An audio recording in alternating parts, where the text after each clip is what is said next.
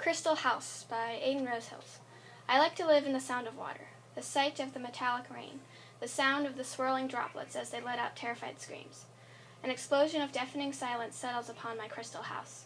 The droplets come to a rolling stop, suspended in midair with bated breath, waiting for questions, for answers. The sun, the moon, the air, the earth. I have yet to believe in this world of magic. This magnificent crystal house, this broken idyllic diamond, has taken me within and trapped me yet again.